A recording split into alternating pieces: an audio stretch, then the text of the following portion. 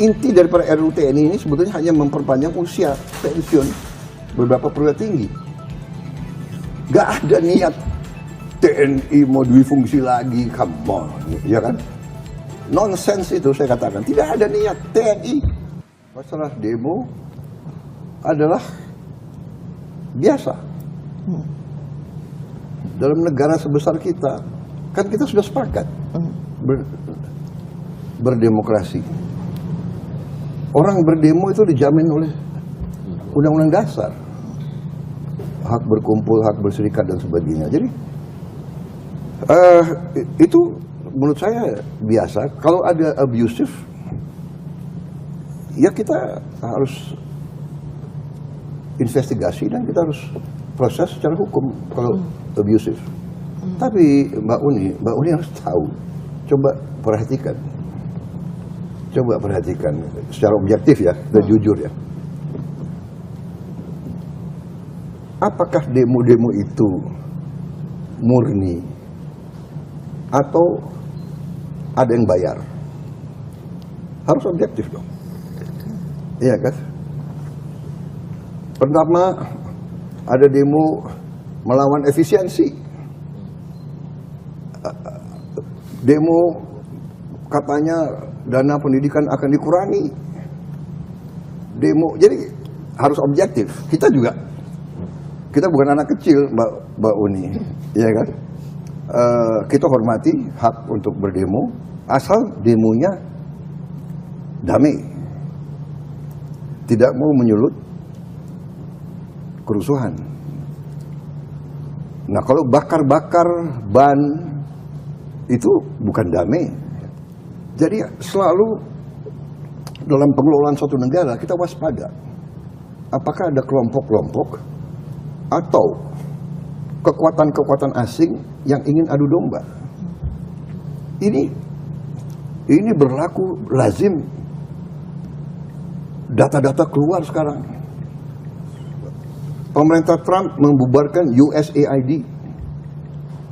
Dan di situ ketemu bukti-bukti bahwa USAID membiayai banyak LSM di mana-mana. Bahkan ini kan keluar semua. It's public knowledge, Mbak Uni. Ya. Jadi saya mengajak kita berpikir dengan jernih, ya kan? Demo itu hak, tapi juga kalau demo dibuat untuk menimbulkan kekacauan dan kerusuhan, ini menurut saya adalah melawan kepentingan nasional dan melawan kepentingan rakyat. Demo kenapa? Bisa di London, di Amerika, di mana demo nggak usah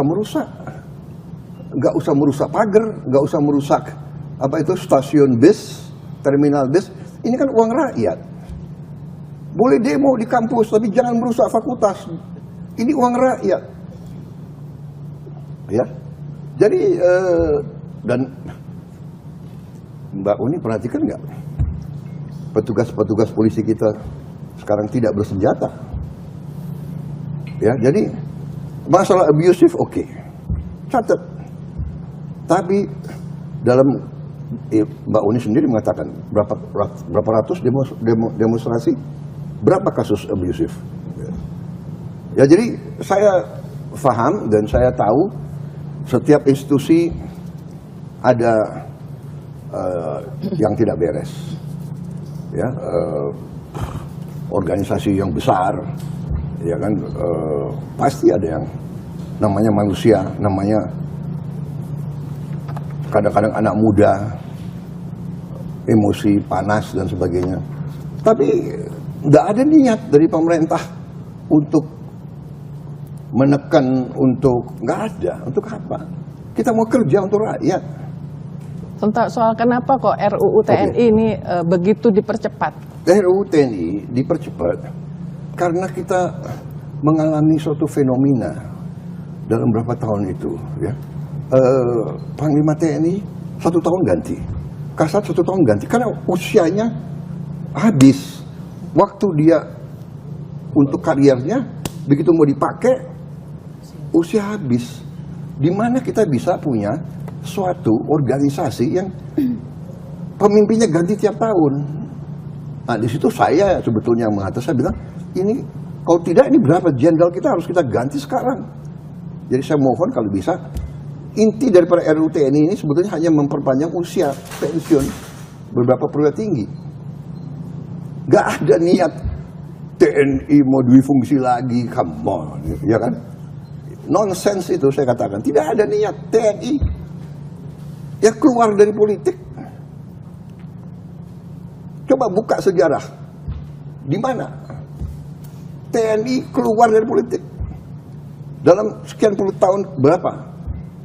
Ya, waktu kejadian duifungsi ABRI itu, ya memang Bung Karno yang ajak ABRI masuk karena kondisi Indonesia diserang, diganggu, PRI Permesta, DITI, RMS. Akhirnya Presiden waktu itu Bung Karno mengatakan darurat perang. Kita jangan lihat kondisi sekarang, kita lihat kondisi tahun 50-an itu. Iya kan? Saya masih ingat, saya masih anak kecil.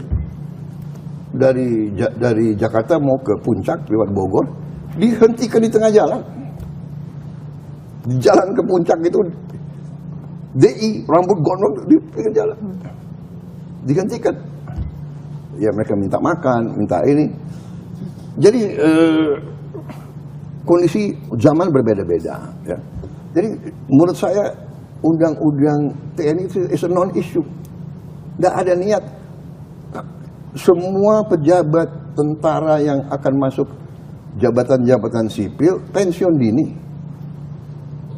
Hanya ada beberapa lembaga yang memang diizinkan. 14 itu. Intelligence, bencana alam, Basarnas, dari dulu kan ini hanya mengformalkan. Kemudian apa ya katanya kejaksaan, kenapa? Ya kejaksaan ada jaksa pidana militer. Kemudian hakim agung, ada hakim agung ya kan?